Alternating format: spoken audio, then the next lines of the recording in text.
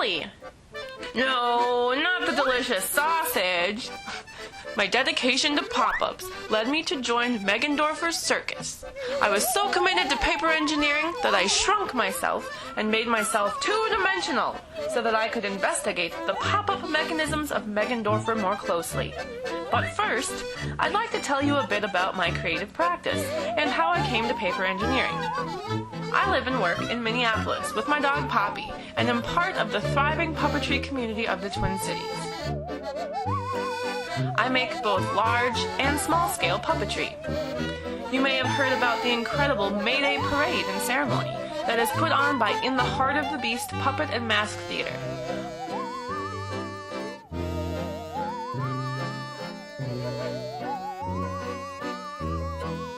Or the Bare Bones Halloween Puppet Extravaganza.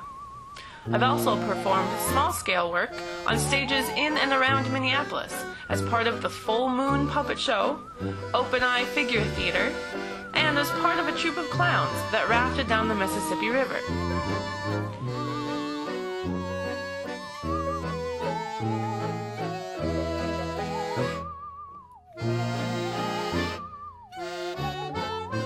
I make work that is performative and interactive. I created a show called Moonstruck, involving an interactive set telling a love story between Maria Lou and the moon. Around the perimeter of the set are a series of moving dioramas called automata, so that with the turn of a crank, the picture comes to life. The automata tell the story of Maria Lou, who is convinced the moon loves her too. How do I know? Because she sends me gifts! She does!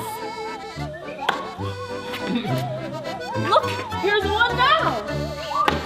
Along with my accordion, I sing and play moon songs that accompany each scene, while the puppeteer animates the scenes from the inside.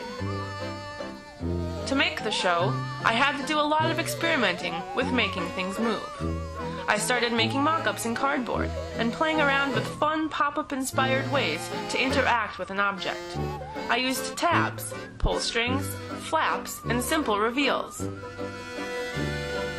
As I moved to finalize the scenes, I began to work with more complicated engineering of the automata in wood.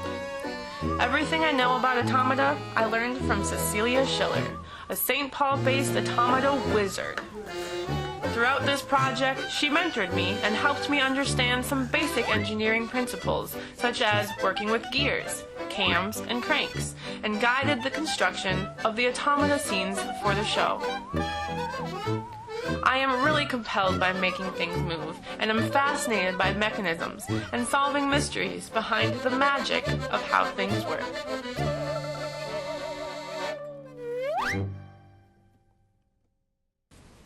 I decided to turn the story of Moonstruck, the puppet show, into a pop-up book to continue experimenting with movables. I struggled at first with knowing the best way to approach the making process. I began looking at books with pop-ups that I wanted to recreate.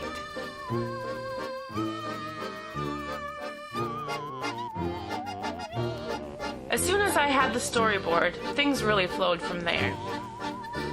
I identified the main action points that I wanted to feature, and then played around with different ways of making those things move and pop. I did lots of hands-on experimentation to understand the theory behind paper folding.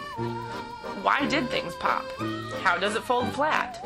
Are there mathematical approaches to figuring these things out, or is trial and error and playing with paper the best method? I was particularly interested in teasing out the basic geometry involved. The process left me with lots of questions. How do I make multiples? How would I go about publishing? Do I want to self-publish?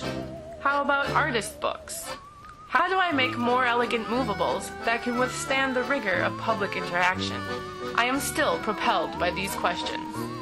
It was clear to me that pop-up books were my new obsession. I had really found a synthesis of many of the skills I had been building, but I didn't know the best way to go about pursuing it further. When I learned about the Movable Book Society, I was finishing my undergrad degree at Goddard College. Meeting everyone at the Movable Book Society conference really inspired me. I met some kindred spirits, and we've kept in touch. It's so great to be back here with you all again. Shortly after leaving 2 years ago, I found out I was accepted into the Jerome Mentorship Program at the Minnesota Center for Book Arts. The mentorship invites artists of all disciplines into the center to learn about the book arts. I wanted to explore books through puppety glasses and create pop-up and movable book structures. During the mentorship, I learned basics of paper making.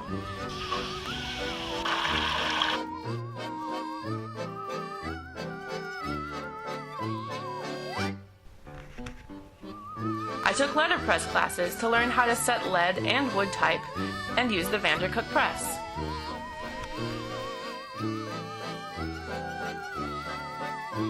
I learned some new binding techniques.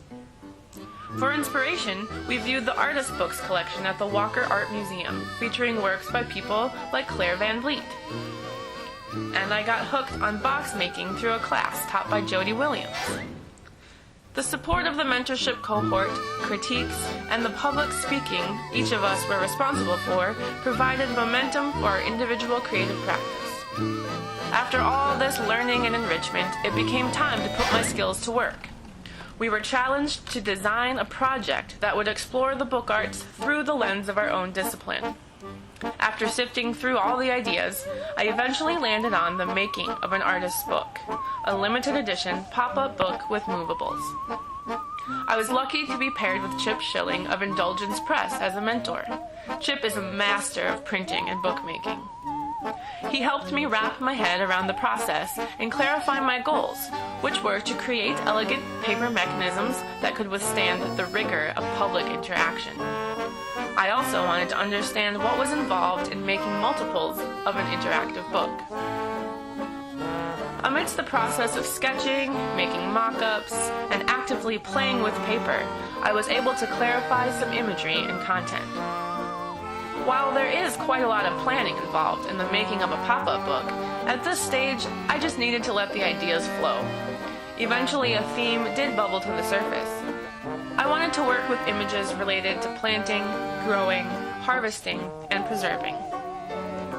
During the mentorship, I had the opportunity to spend 2.5 glorious weeks at Penland's School of Craft with our very own Sean Sheehy.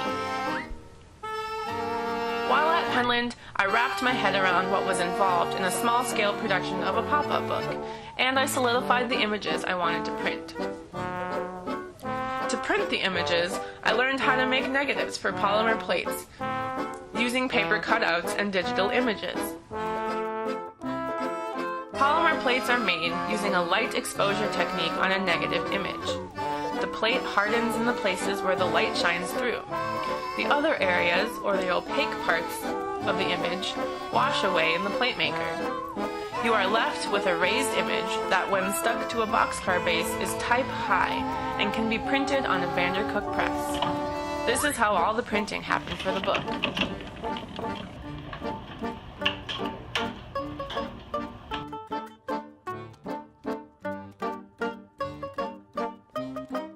Assembly of the book was the most challenging part. Each shape needed to be the same size, each pivot in the same spot, each tab running the same length. For consistency, I created patterns with a Xerox machine and taped those to each of the pieces so as to create templates for both cutting and assembly. I bound the pages together using a binding designed to allow for roominess at the spine. 2 accordion folded Tyvek strips run along the spine, and each page is attached to the next at the foredge. This method was taught to me by Sean Sheehy. Boom! Printed, cut, assembled, bound, done. Showtime! It was so wonderful to have the opportunity to show my work in a gallery. As a puppeteer, I'm more accustomed to my work being shown in theaters. The exhibition brought me into an arena as a visual artist. Rubbing elbows with the community of artists involved at the Minnesota Center for Book Arts has been such an inspiring experience and has allowed me to create work that I am proud to call mine. The Possibilitarian's Almanac. Lessons from a Seed. The narrative is simple. Planting, growing, harvesting, and preserving. A series of interactive images follow the arc of a growing season.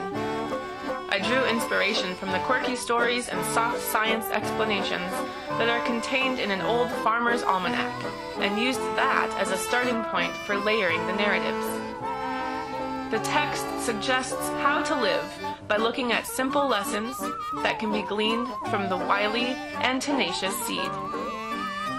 This seed, who is the beholder of mystery and potential, endures struggle and challenge, seeks growth and thrives, and eventually becomes a dancing pickle.